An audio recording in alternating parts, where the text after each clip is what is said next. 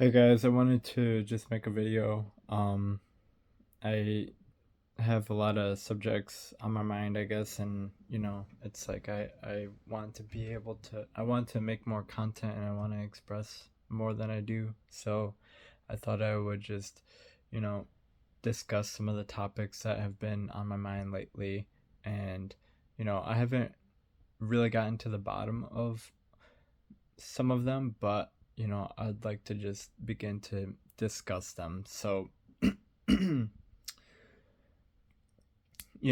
first thing that I'm going to address here is basically this change that I've noticed occurring.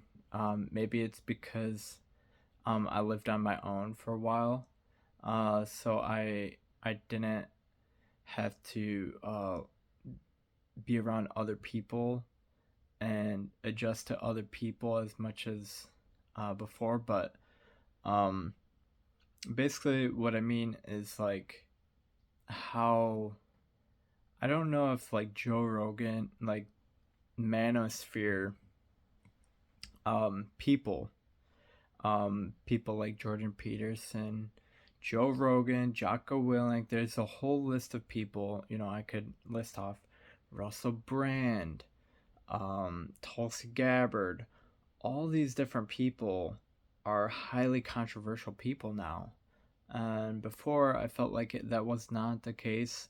And I had no issue listening to my podcasts, just doing my own thing. And I didn't have much issue with that. Um, Maybe it's actually always been an issue, more so. Um, but I feel like it's still an issue. It's an issue, and probably more so now than ever. Um, Joe Rogan is a good example because he is such a popular example of like, these people that you could consider to be successful or whatever, or have a voice that is alternative to mainstream news media, um, and things like that. And um, you know, it is highly controversial to list Joe Rogan as a source for things, or to even bring him up in any sort of discussion, or to say if I were to do my own thing and listen to Joe Rogan and other people hear me listening to Joe Rogan, I feel like that would cause an issue. And I've noticed that it actually can cause an issue, depending on what sort of content I watch around other people. And it's sort of this self censorship that is so. Um, People probably feel the need to self censor themselves and to keep to themselves, and um, not play their stuff too loud. Not, and it doesn't even have to be volume wise, but like people don't want anything to do with it. They don't want to hear it. They don't want to address it. They don't want to like. It seems like people want to just kind of close their ears and go la la la la and just pretend it doesn't exist and like close it off and um I don't know, run from it, I guess. And so it's like it's so strange that things like Joe Rogan, whom I've watched for years now, um, for over probably probably over 8 years now. I've watched Joe Rogan podcasts, and I've always felt like Joe Rogan was a positively influential person in my life and a healthy influence on my life. Um, to where other people can be negative influences to me. Um, and I have to watch that and be careful of that. And so and and it's strange because the people that I think are actually negative influences to me don't like Joe Rogan, which I consider to be a positive influence. And so, you have this weird clash, um, where you have you have different ideas of like, okay, take care of yourself, eat healthy, exercise, feed your head, learn things, listen to people talk, try and understand people, de escalate conflict, uh, you know, try and be reasonable. Don't watch your own personal escalation, managing your own emotions, and like all these different things and values that I've gleaned from watching Joe Rogan over the years. Um, and then you have these people whose understanding of these figures, of these people, is so shallow, yet their opinions are um, so much confidence behind them that there's sort of unchecked beliefs or like convictions. And um, so there's another example of this is Russell Brand. um, and people who a lot of these people are more so associated more so with politics more than ever, and that has caused more controversy because it's more people are getting invited into the target audience. The audience that this content is reaching is broadening, so like um it's coming to people. And so like and it's so and people's views are filtered through maybe whatever Facebook has to deliver, or whatever slim portion of context that is delivered to people, and uh, often misrepresented, lacking in context, and so people are radicalized by sort of these shallow narrow perspectives on things, and they think that when like article headlines, people think they fully comprehend this person through reading a sentence on an article, about Joe Rogan. Like he's taking horse dewormer. He's alt right. He's a conspiracy theorist. He believes in dragons. All these sort of I don't really want to say slander, but sort of they're trying to poison the well, I guess is a way of saying it.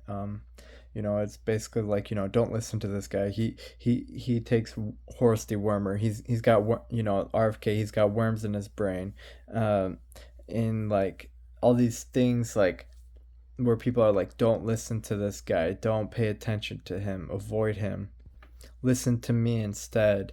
That's a lot of what's going on here, and it's sad because the people that are trying to divert attention away from people like Joe Rogan and want that attention on themselves instead, these people, what sort of traits do they have to show to make them a competitor to someone like Joe Rogan in terms of like ability for, or like what knowledge do these people have to offer, and or what perspectives, and and I feel like it comes down to manipulation and control, and tactics people use to pressure other people to into conformity, or to like maybe obey or do as they want, to get their own way, and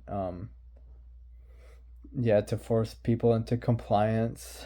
And that might sound like an extreme kind of segue of a conversation, like, man, maybe people just don't like Joe Rogan, but I think it goes deeper in that.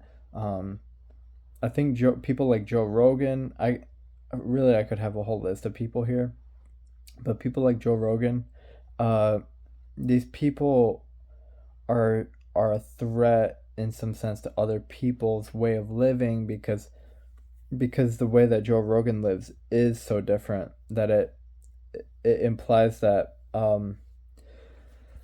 um, if you're eating, if you order something different every day at a restaurant, and maybe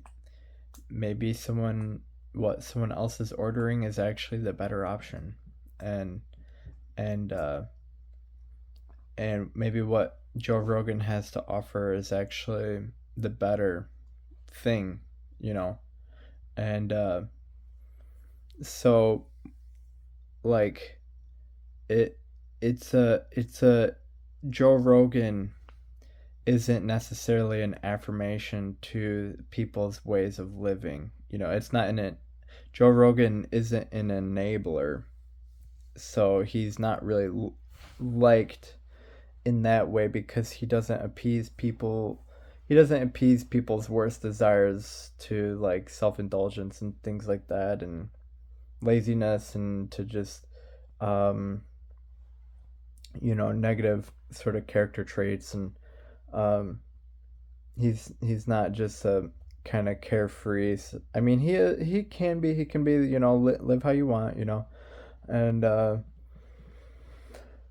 but he values discipline, and a lot of people, they don't.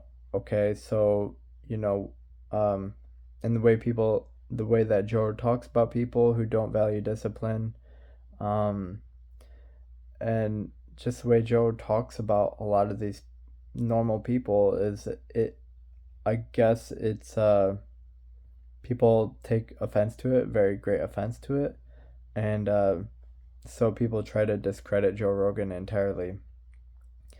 But I want to talk about um, the whole manosphere thing, and I don't really mean like Andrew Tate or any of the red pill stuff, but just sort of like Jocko Willink.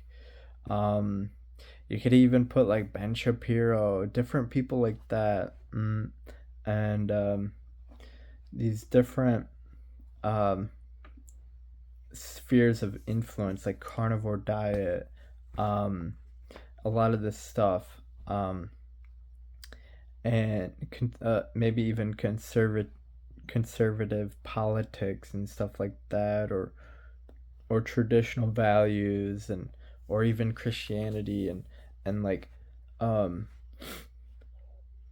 and I feel like there is some sense of a great divide right now, where um you're ostracized for partaking in these spheres of influence. If people um, consider themselves Christian, and I don't really even like to get into a lot of that debate with religion and stuff. Um, I believe in what I believe in. I think people should just believe in what they believe in, and to tell the truth and things like that. And but like uh you know when people consider themselves like Christian, or they maybe someone's like pro-life or something, there's all these different hot topic issues where the line gets drawn, and people are considered heretics.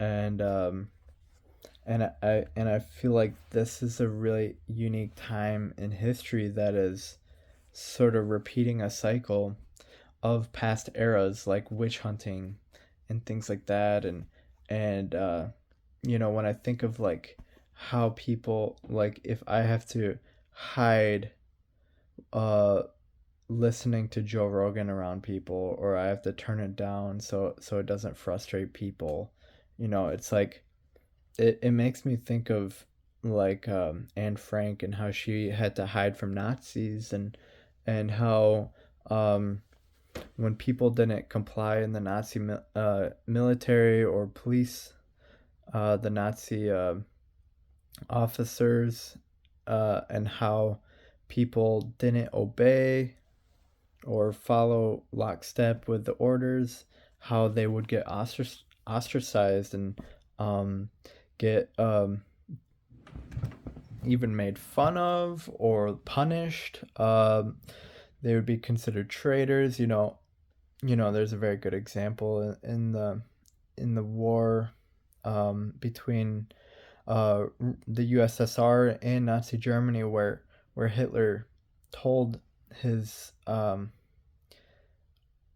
where it came down the chain of command, where if you see any of your if you see if you were a militant off if you were in the military in this battle of Stalingrad, I believe, and your own soldiers are surrendering, they're considered traitors, and you are ought to kill them. And so so there's a really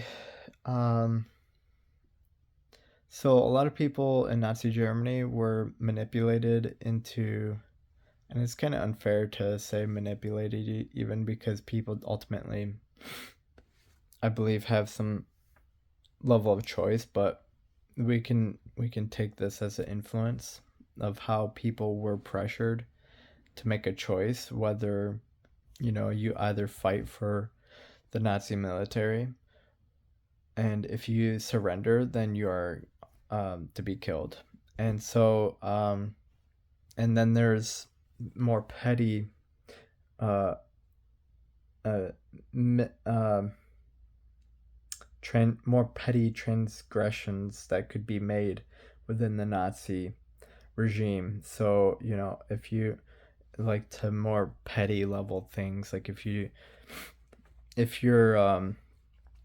don't obey your officer or step out of line in any sort of way, and how that's punished, and so it's like there's many ways in which people can be manipulated, and this is kind of trailing off into more abstract topics, but like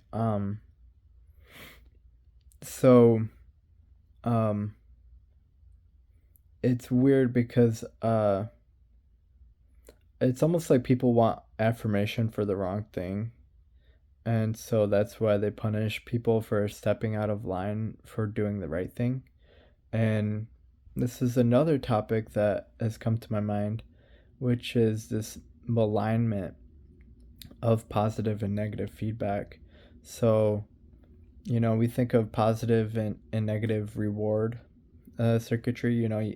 If someone does a good thing, your dog does a trick, you give it a positive reward, like a treat.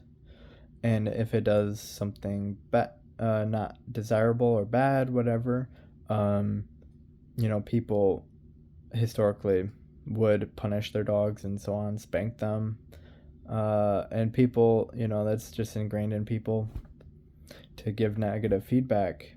And I feel like often that negative feedback is wrong, but like, anyways, so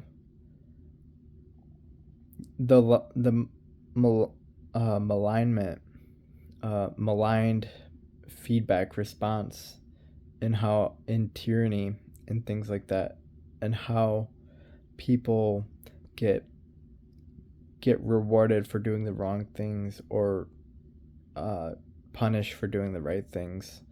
And I see that. And so like there's we have to be we should probably be conscientious of this in our day-to-day life, recognizing that these traits haven't gone away in human behavior, in that people are rewarded for negative things, and that people are punished for positive behaviors. And we just have to recognize that, and maybe make peace with it. And I think a lot of what's going on in the world is an echo of the lessons of the story of Cain and Abel in the Bible. So not to get religious on you guys, But if you could just kind of parse out the story of Cain and Abel like you would any other sort of, maybe even like fairy tales and stuff, Hansel and Gretel, with going in, being tempted into a house made of candy, you're able to take lessons out of that, just view, some of the stories in the Bible can be viewed in such the same way, or Three Little Pigs, a house built out of stone is gonna withstand the wolf, and things like that. But the story I want to refer to today is the story of Cain and Abel, where um, you have the successful brother, Abel, who does the right things, and is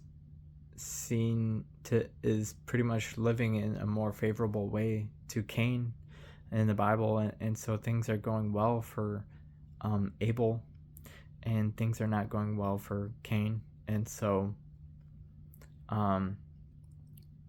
Cain, in his jealousy and resentment for things not going well for him, he takes revenge on the one who is doing the right things, and whose life is going well for them.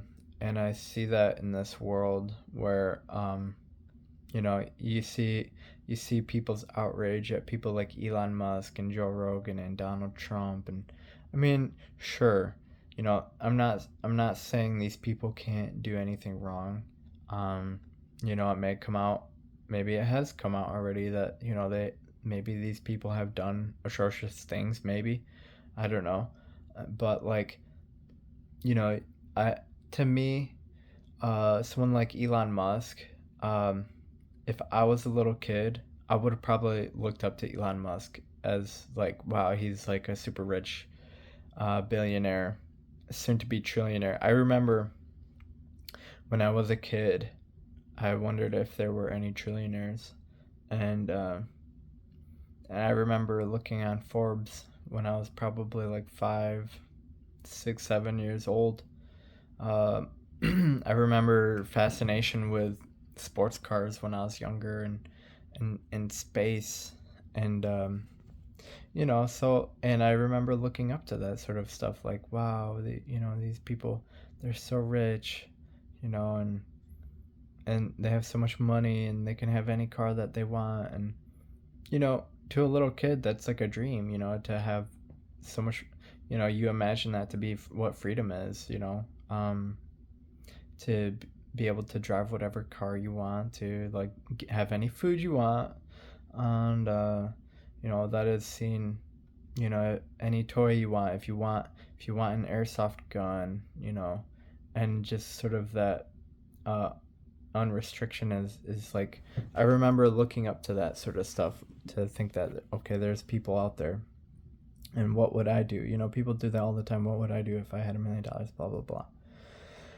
And so, it's weird to me to see how people don't look up to these people like Elon Musk, but instead hate them, and are envious or jealous, or want them to be put through a guillotine.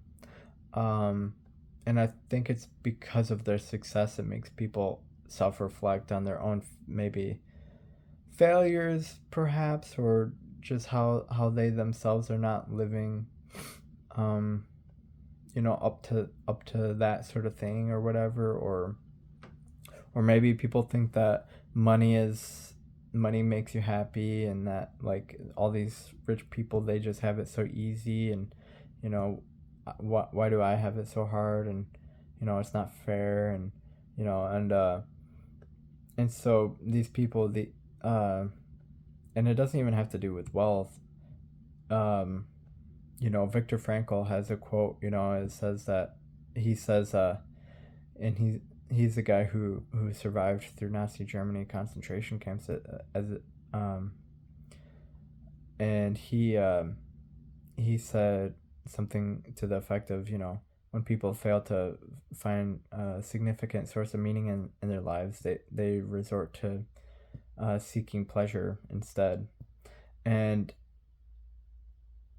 so I think that's more fundamentally the issue in the world today is that people they see that wealth as just a haven for pleasure, and that people think that wealth is like, it's not like wealth makes you 10 times more sensitive to like dopamine and like feeling joy. I don't think, I don't think it makes you an ecstatic person per se.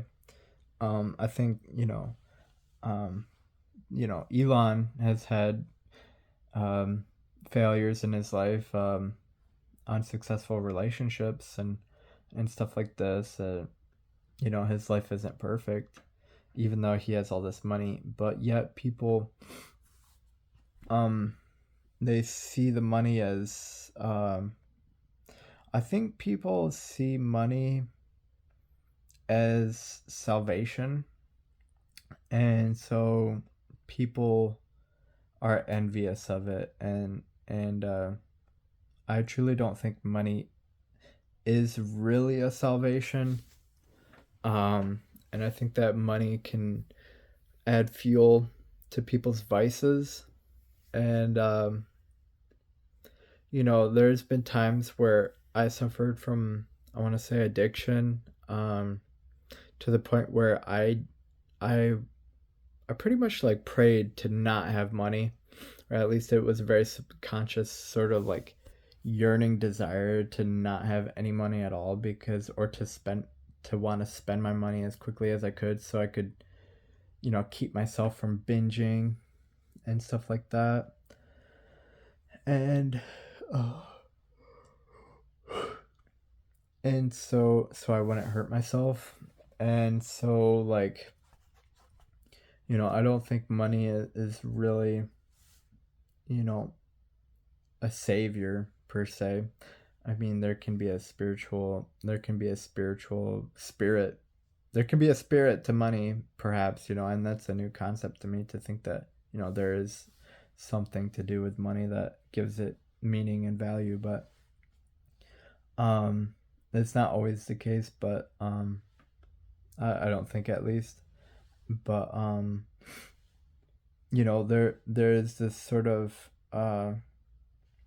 people think that all these people in the manosphere, and it's not even red pill types, but Joe Rogan, like, all these types that I've listed so far, like Jordan Peterson, um, Jocko Willink, David Goggins.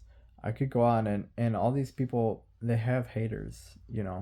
Cameron Haynes, um, and and you know and so it's a strange thing, because to me, these are some of the best people you'll ever learn about, and yet these people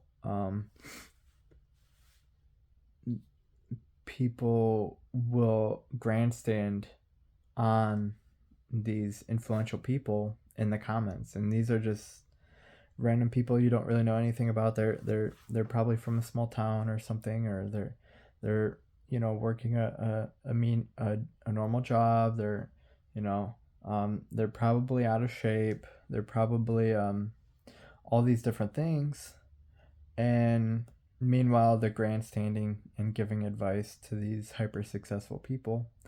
And so I bring it back to the Cain and Abel story, where the one brother is doing everything right, apparently, things are working out well for him, and then you have the brother who's not doing everything right, or who's doing things subpar, and things are not going as well for him. So he gets angry and resentful and goes out to kill. Cain kills Abel, the good brother. Kills the bad brother kills the good brother, and I feel that way about society. That pretty much, I don't like to say it, but like, the bad people are out to get the good people, and that's like a interesting dynamic to me. Um, and I don't really want to see people as bad or evil, and like, I can understand an argument for evil to some sense. Um, and it took me a long time to really um, to to empathize with the argument for evil and why people think that other people are evil. And but I do think that often evil is a misunderstanding, and people thought that the Beatles were demonic or evil and stuff like that, or metal music and or rock and roll was the devil and stuff like that and all that. And it's not the case. And people just, before they're able to really understand something, they they they just they claim something as demonic as like a placeholder. And it's not always the case. If it's ever the case, I don't know. But like, um basically, like, I think we are in a strange times. And if you believe in a hierarchy of values, I feel like right now it seems like what is lowest is people are trying to elevate as paramount. And I think that values like um choosing life, healthy eating, taking care of yourself, those are all good things, truly. And that there's people who are pretty much putting out the message out there of like, you know, it doesn't matter what you eat, it doesn't matter what you do, it doesn't matter. It's kind of like a nihilism where you just you follow your bliss. And uh and people rationalize eating processed foods or whatever addiction. And like, it's like maybe they'll say it's all that they can afford, which is a lie, essentially. And like, it's like these reversal va- re- this reverse of value where people are like, it's like they're choosing death or worshiping death or something. And um I don't want to get too conspiratorial in that, because I don't think it is a conspiracy or anything. um but I do think people are choosing, as if it's a crossroads, against their own lives, and against living here or being here. And um, people will kill themselves in very subtle ways, taking medications. And um, it's like a symbolic form of suicide. I don't like saying that stuff. I don't even feel too confident talking about it. But um, that's just kind of how I see it. And it's like, and so you have these people who talk about all these positive values, discipline, work ethic, blah blah blah, following your dreams, all these good things. And that is somehow seen as a negative thing. It's like, where when people are saying, oh, you know live it up, eat what you want, you only live once, and all this stuff. And like, uh I don't care about being fat and stuff like that, or fat acceptance, and all these reversals of values, where the negative is getting positive feedback, and the positive is getting negative feedback. It's a really fucked up, strange time we live in, man. And I hope that's easily understandable by people. But it's like, you don't want to lose the plot here, and get too confused in this world, and lose your own sense of discernment, or like um or cease to discern at all. And I and which leads me to another topic of discussion, which is, I've taken psychedelics, and I believe I've experienced things like oneness.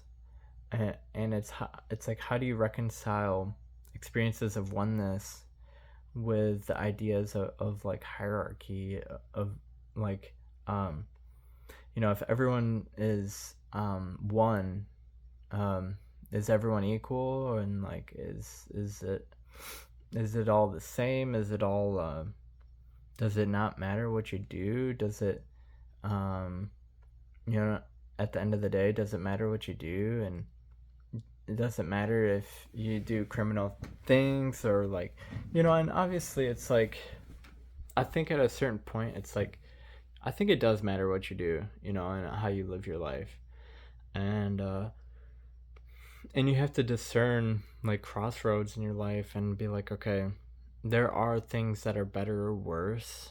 It's better if I stay practice discipline and avoid self-harming things, um like eating junk food, like a box of Pop Tarts every day or something like that. Like avoiding harmful negative things, I think is a positive thing. And it's like a crossroads and making the right choices. And um how do you reconcile that with oneness? And it's like, maybe we're all one whether we know it or not, and maybe that's the case. Or maybe oneness is a matter of attunement, and like sometimes you're one and sometimes you're not. And maybe oneness is like a unifying characteristic of like you know maybe it's oneness in a direction, like evolution, like maybe we're all in this together in a technical sense. It's like we all show up, I guess. And I don't know, it's like we have to live together kind of thing, and in that sense it's like oneness. And but you know so how do you parse out, you know because I do feel like some people are more ahead of each other than others, and that um and there's differences in people and their journeys, and I think some pathways are better than others. And and so like like uh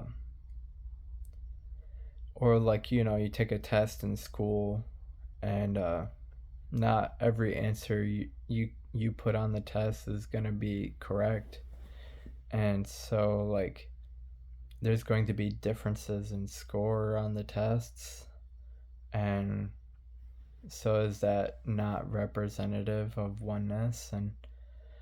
And so my mind kind of gets into these places trying to reconcile psychedelic experience and like values and crossroads and choices and um, decisions I make, and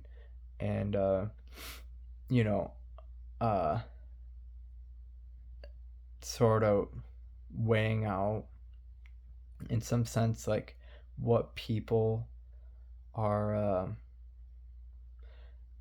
what what people I want to be like or not want to be like, that kind of thing. And um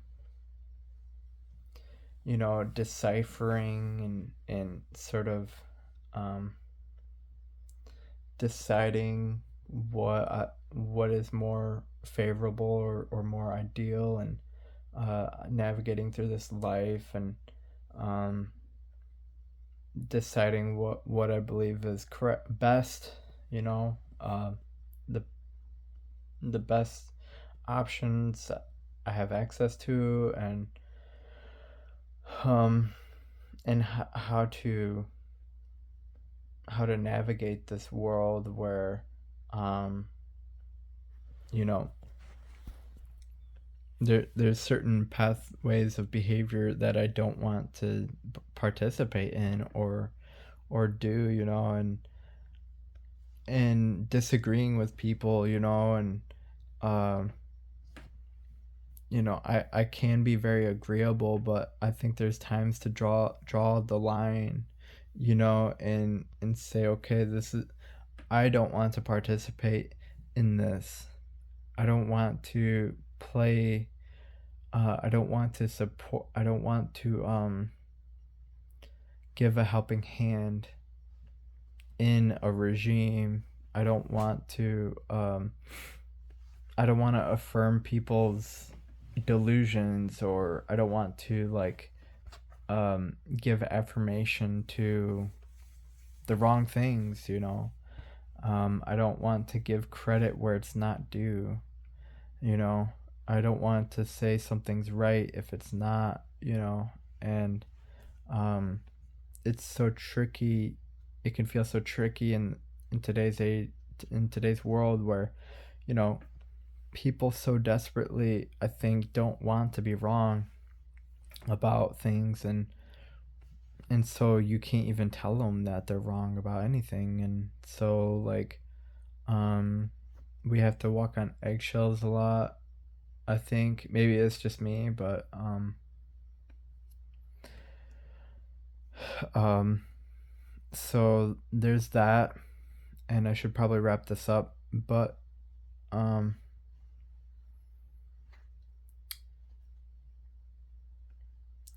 just kind of understanding at the end of the day of okay, I can try to understand this person or whatever, but I don't have to totally agree with them on everything, and I don't have to follow them in lockstep.